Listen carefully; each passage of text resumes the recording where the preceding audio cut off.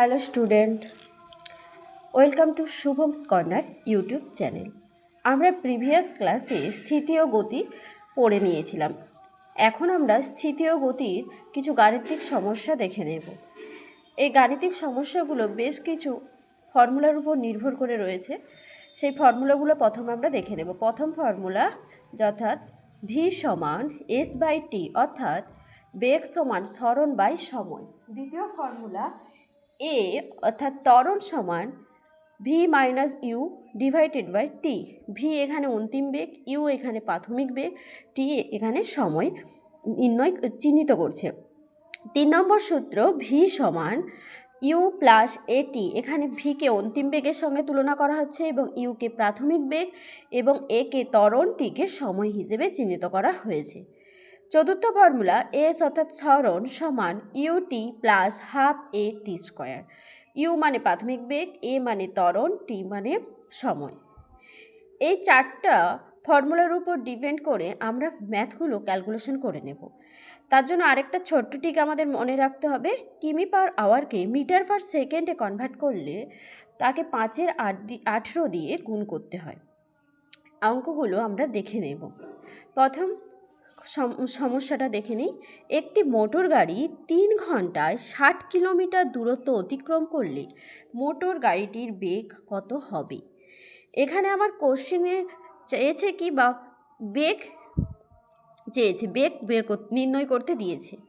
বেগ নির্ণয় করতে দিয়েছে। বেগের অনেক সূত্র আছে, মেনলি দুটো সূত্র আমরা দেখে নিয়েছিলাম আগে, ঠিক আছে। ভি সমান এস বাই টি, এই একটা সূত্র, ভি সমান এস বাই টি।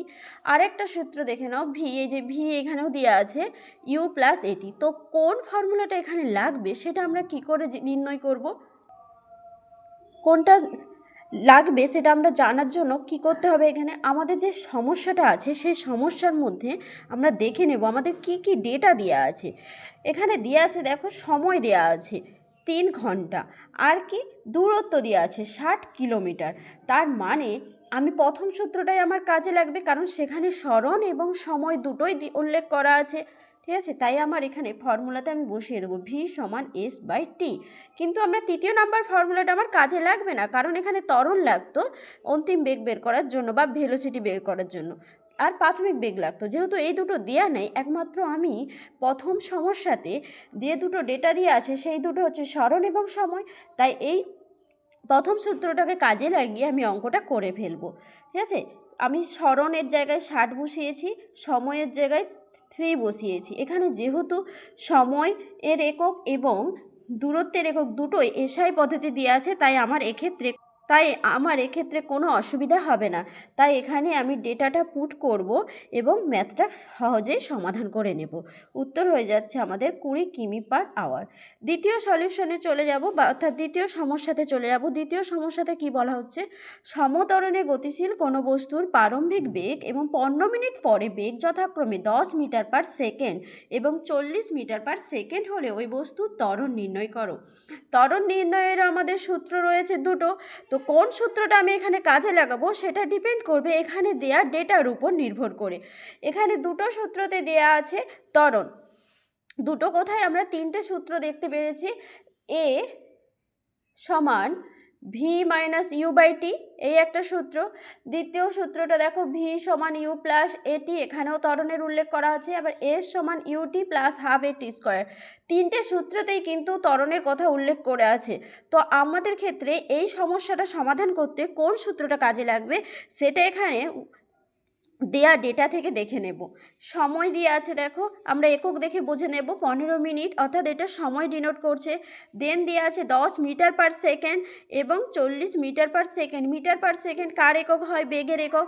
এখানে দুটো বেগের কথা বলা হচ্ছে, অর্থাৎ এটা আমি ধরে নিতে পারি একটা প্রাথমিক বেগ আর একটা অন্তিম বেগের কথা বলা হচ্ছে। তাই আমার এক্ষেত্রে সূত্র যেটি লাগবে সেটি আমরা দেখে নেব। এক্ষেত্রে V minus you by T, এই সূত্রটা আমাদের এখানে লেগেছে। সূত্রতে ডেটাটা পুট করে দেব।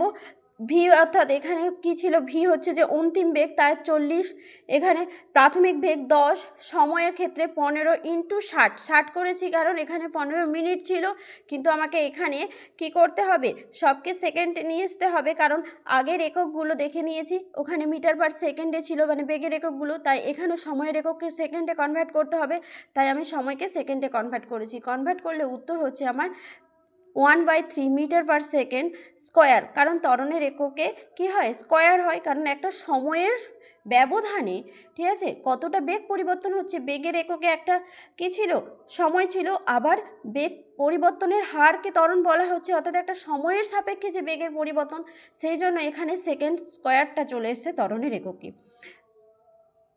3 নম্বর সমস্যাটা আমরা দেখে নেব। সমত্বরণে গতিশীল কোনো বস্তুর প্রারম্ভিক বেগ ঘন্টায় 45 কিমি এবং এর ত্বরণ 20 semi per second square, 25 second পরে এর বেগ নির্ণয় করো। এক্ষেত্রে কি করতে হবে, আমার দেখো কি চেয়েছে, বেগ নির্ণয় করতে, সেক্ষেত্রে আমার বস্তুর প্রারম্ভিক বেগও দেওয়া আছে ইউ সমান 45 কিমি পার ঘন্টা, সেটাকে আমরা কনভার্ট করে নেব মিটার পার সেকেন্ডে। মিটার পার সেকেন্ডে কনভার্ট করতে আমরা বলেই দিয়েছিলাম 5-এর 18 দিয়ে গুণ করব, গুণ করলে আমার সালেও সমাধান হয়ে দাঁড়িয়েছে 25/2 হয়ে যাচ্ছে মিটার পার সেকেন্ড। এবার বস্তুর ত্বরণ দেওয়া আছে এ সমান 20 সেমি পার সেকেন্ড স্কোয়ার, এখানে ত্বরণের উল্লেখ করে দিয়েছে, ঠিক আছে, সময়েরও উল্লেখ করে দিয়েছে টি সমান 25 সেকেন্ড। তো সেক্ষেত্রে আমরা অঙ্কের ফর্মুলাটা ব্যবহার করব আমাদের দেয়া 3 নম্বর ফর্মুলা। আমরা 3 নম্বর ফর্মুলাটা একবার দেখে নেব। 3 নম্বর ফর্মুলা হচ্ছে যে ভি সমান ইউ প্লাস এটি, এই ফর্মুলাকে কাজে লাগিয়ে আমরা সমস্যাটা সমাধান করে নেব। ভি সমান ইউ প্লাস এটি, এখানে আমাদের সব ডেটাগুলো দিয়ে আছে, সেই ডেটাগুলোর মান ইনপুট করব এবং সমস্যাটার সমাধান হয়ে দাঁড়িয়ে আছে 17.5 metre per second. Thank you, দেখা হচ্ছে পরের ক্লাসে।